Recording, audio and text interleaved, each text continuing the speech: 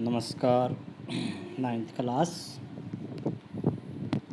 भारतीय संविधान बनाने की प्रक्रिया आज हम पढ़ेंगे। कैसे भारतीय संविधान बना। तो भारतीय संविधान बनाने के लिए सबसे पहले संविधान सभा बनाई गई और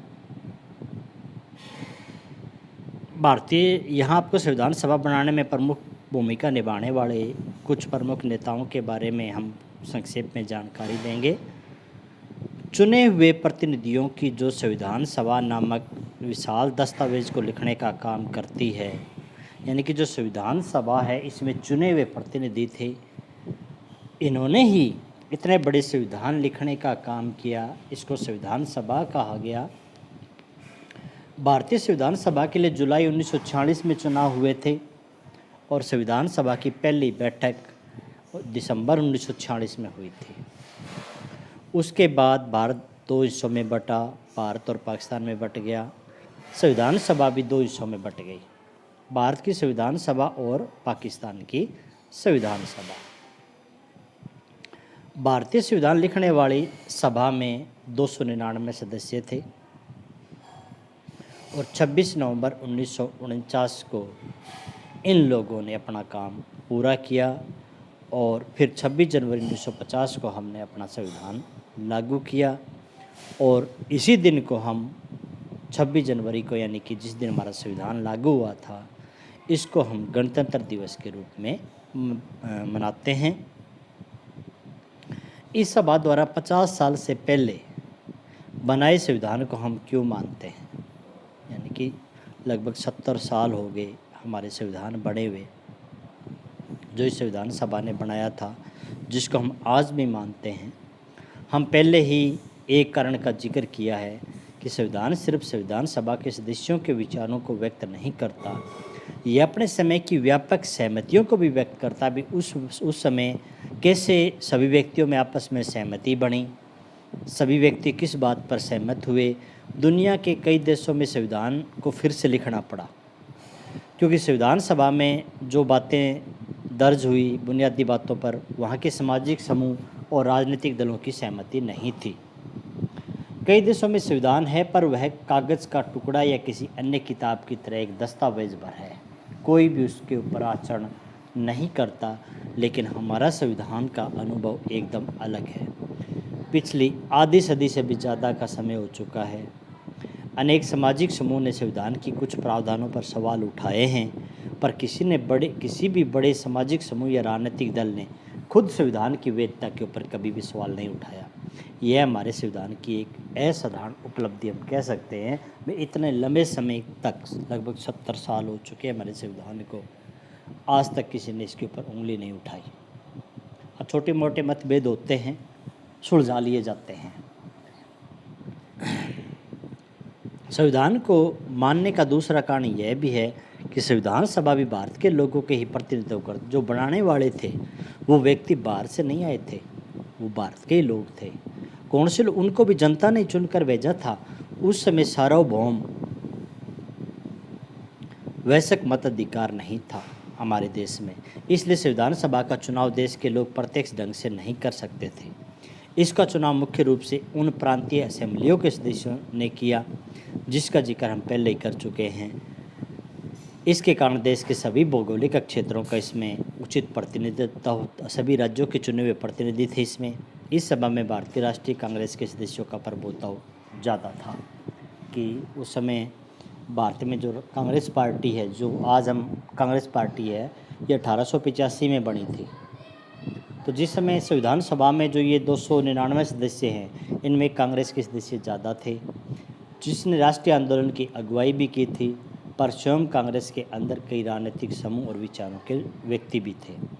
सभा के कई सदस्य ऐसे थे जो कांग्रेस के विचारों से सहमत नहीं थे।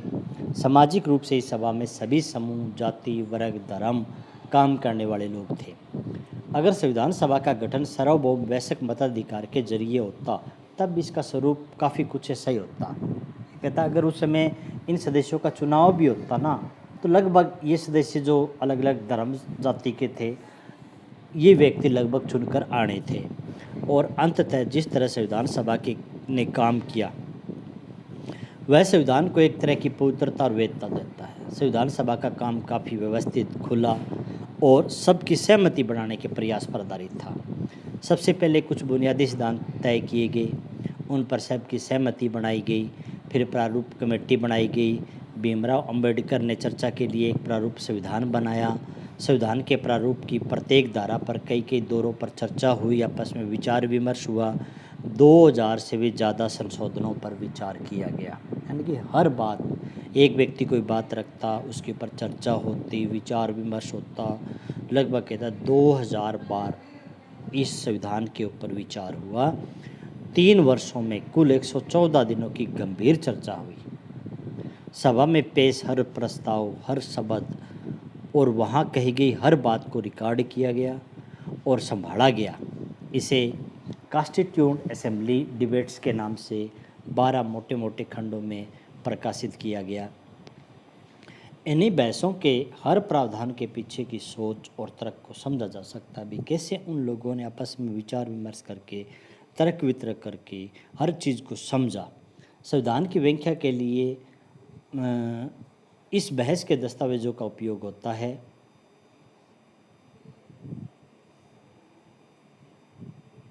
उसके बाद आगे भारतीय संविधान के बुनियादी मूल्य, क्या क्या चीज़ें हमारे संविधान में रखी गई। इस किताब में हम विभिन्न विषयों पर संविधान के प्रावधानों का अध्ययन करेंगे। अभी हम यही जानने की कोशिश करेंगे कि हमारे संविधान के पीछे का दर्शन क्या है, हमारे संविधान के पीछे क्या चीज़ें दी गई है। यह काम हम 2 तरीक़ों से करेंगे। एक तो अपने नेताओं के संविधान संबंधी विचार पढ़कर कि हमारे नेताओं के संविधान के बारे में क्या विचार थे, हम इस बात को समझ सकते हैं। परंतु हमारा संविधान स्वयं अपने दर्शन के बारे में जो कहता है उसे पढ़ना ही उतना ही ज़रूरी है। संविधान की प्रस्तावना यही काम करती है। आइए इस पर हम बारी बारी से गौर करें। प्रस्तावना होती क्या है? संविधान की आत्मा, संविधान का दर्पण। यानी कि प्रस्तावना के पढ़ने से ही, जैसे कोई भी किताब होती है, उस किताब में जो पहला पेज होता है ना, वो प्रस्तावना का होता है। वो प्रस्तावना पढ़ने से किताब में क्या दे रखा है, किताब का बड़ा बड़ा निष्कर्ष उस प्रस्तावना में होता है। ये चीज़ संविधान की प्रस्तावना है। संविधान की प्रस्तावना पढ़ने से हमें संविधान के बारे में बड़ी बड़ी जानकारियाँ मिल जाती है कि हमारे संविधान में क्या चीज़ें हैं, सपने और वादे। आपस में कुछ को भारतीय संविधान निर्माताओं की सूची में एक बड़ा नाम न होने पर हैरानी हुई होगी। हमारे संविधान निर्माता जो थे उसमें महात्मा गांधी जैसे बड़े नेताओं का नाम नहीं है। वे संविधान सभा के सदस्य नहीं थे। महात्मा गांधी उन 299 सदस्यों में महात्मा गांधी नहीं थे, पर संविधान सभा के अनेक सदस्य उनके विचारों के, यानी कि संविधान सभा के जो सदस्य, काफ़ी सदस्य ऐसे थे जो महात्मा गांधी के विचारों को मानने वाले थे। 1931 में अपनी पत्रिका यंग इंडिया में उन्होंने संविधान से अपनी उपेक्षा के बारे में लिखा था।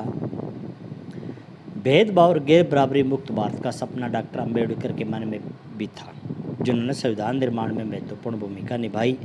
असमानता कैसे दूर की जा सकती, इसके बारे में उनके विचार दूसरों से थोड़े अलग थे। उन्होंने अक्सर गांधी जी और उसके नज़रिए की कटु आलोचना भी की थी।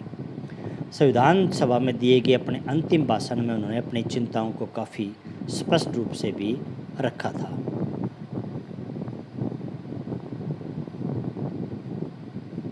आखिर में आइए हम 15 अगस्त 1947 की मध्य रात्रि के समय संविधान सभा में दिए गए जवाहरलाल नेहरू के प्रसिद्ध भाषण को याद करेंगे।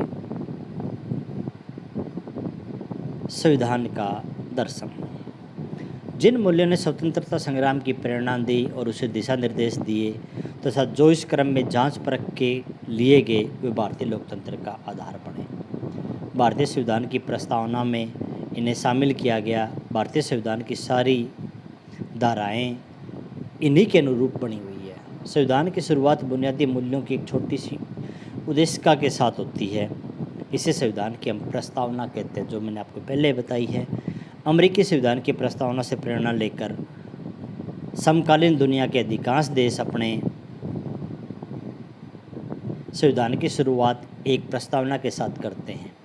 आइए हम अपने संविधान की प्रस्तावना को बड़ी सावधानी से पढ़ें और उसमें आए प्रत्येक शब्द का मतलब समझें। संविधान की प्रस्तावना लोकतंत्र पर एक खूबसूरत कविता सी लगती है। इसमें वह दर्शन शामिल है जिस पर पूरे संविधान का निर्माण हुआ है। यह दर्शन सरकार के किसी भी कानून या फैसले के मूल्यांकन और परीक्षण का मानक तय करता है।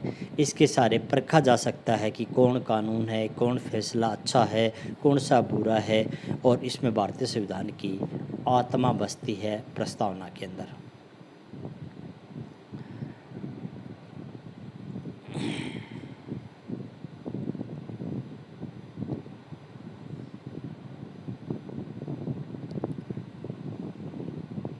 संस्थाओं का स्वरूप। संविधान सिर्फ मूल्य और दर्शन का बयान भर नहीं है। जैसा कि हमने पहले जिक्र किया कि संविधान इन मूल्यों को संस्थागत रूप देने की कोशिश है जिसे हम भारत का संविधान कहते हैं। उसका अधिकांश हिस्सा इन्हीं व्यवस्थाओं को तय करने वाला है। ये एक बहुत ही लंबा और विस्तृत दस्तावेज है, इसलिए समय समय पर इसे नया रूप देने के लिए इसमें बदलाव की ज़रूरत पड़ती है। भारतीय संविधान के निर्माताओं को लगा कि इसे लोगों की भावनाओं के अनुरूप चलना चाहिए और समाज में हो रहे बदलावों से दूर नहीं रहना चाहिए, इसलिए इसे पवित्र, स्थायी और न बदले जा सकने वाले कानून के रूप में नहीं देखा जा सकता है। यानी कि हम हमारे संविधान में चेंज कर सकते हैं समय के अनुसार। इसलिए उन्होंने बदलावों को समय समय पर शामिल करने का प्रावधान भी रखा है। इस बदलाव को हम संविधान संशोधन कहते हैं। संविधान के संस्थागत व्यवस्थाओं को बड़ी कानूनी भाषा में दर्ज किया गया। अगर आप संविधान को पहली बार पढ़े तो इसे समझना मुश्किल होगा, फिर भी संस्थाओं के बुनियादी स्वरूप को समझना मुश्किल नहीं है। किसी भी संविधान की तरह भारतीय संविधान में भी वो नियम बताता है जिसके अनुसार शासकों का चुनाव किया जाएगा। वे कैसे शासकों का चुनाव होगा, इसमें स्पष्ट लिखा है किसके पास कितनी शक्ति होगी, कौन किसके बारे में फैसला ले सकता है। साथ ही संविधान नागरिकों को भी स्पष्ट अधिकार देकर सरकार के लिए लक्ष्मण रेखा भी तय करता है। अभी सरकार इस लक्ष्मण रेखा से आगे नहीं जा सकती। सरकार पुस्तक के शेष 3 अध्याय भारतीय संविधान के इन 3 पक्षों के बारे में है। प्रत्येक अध्याय में हम कुछ प्रमुख संवैधानिक प्रावधानों पर नज़र डालेंगे और यह समझने की कोशिश करेंगे कि लोकतांत्रिक राजनीति में किस तरह काम करते हैं। लेकिन यह किताब भारतीय संविधान द्वारा स्थापित सारी प्रमुख संस्थाओं और व्यवस्थाओं को नहीं समेटती। इसके अलावा कुछ पहलुओं पर आपके अगले वर्ष की किताब में हम चर्चा करेंगे। तो लेसन हमारा कंप्लीट हुआ। आज लिखने का काम जो अब मैं लास्ट में ये परिभाषाएं करवा रहा हूँ, ये आपको लिखना है। जैसे ये कहता है रंग भेद, ये आपके लिखने का काम है। दक्षिण अफ्रीका की सरकार ने 1948 से 1989 के बीच काले लोगों के साथ नस्ली अलगाव और खराब व्यवहार करने वाली जो शासन व्यवस्था थी उसको रंग भेद का नाम दिया गया, क्योंकि सरकार ने रंग के आधार पर लोगों के साथ भेदभाव किया था। धारा किसी भी दस्तावेज का खास हिस्सा, जैसे संविधान के हमारे जो अलग अलग पॉइंट हैं, संविधान की धारा 301, संविधान की धारा 302, उसमें अलग अलग पॉइंट दिए गए हैं। इसको ही हम अनुच्छेद या धारा कहते हैं। संविधान देश का सबसे बड़ा कानून, इसमें किसी देश की राजनीति और समाज को चलाने वाले मौलिक कानून होते हैं, वो संविधान कहलाता है। संविधान संशोधन क्या होता है? देश की सर्वोच्च जो विधायी संस्था है उसके द्वारा देश के संविधान में किया जाने वाला बदलाव, जो हमारी सबसे बड़ी संस्था संसद, उसके द्वारा जो देश के संविधान में बदलाव किया जाता है उसको संविधान संशोधन कहते हैं। संविधान सभा लोगों के प्रतिनिधियों की वह सभा जिसने संविधान लिखने का काम किया, उसको हम संविधान सभा कहते हैं। प्रारूप किसी कानूनी दस्तावेज का पहला रूप, संविधान का पहला रूप प्रारूप कहलाता है। दर्शन किसी सोच और काम को दिशा देने वाले सबसे बुनियादी विचार। प्रस्तावना संविधान का पहला कथन जिसमें कोई देश अपने संविधान के बुनियादी मूल्य और अवधारणाओं को स्पष्ट ढंग से कहता है। और देशद्रोह होता है देश की सरकार को उखाड़ फेंकने की कोशिश करने का अपराध, वो देशद्रोह कहलाता है। तो ये लास्ट वाले जो जितने पॉइंट दिए हैं ये आपको लिखने हैं, ये आपकी राइटिंग का काम है। बाकी पूरा आप याद करोगे, पूरा लेसन अच्छे ढंग से पढ़ोगे आप। धन्यवाद।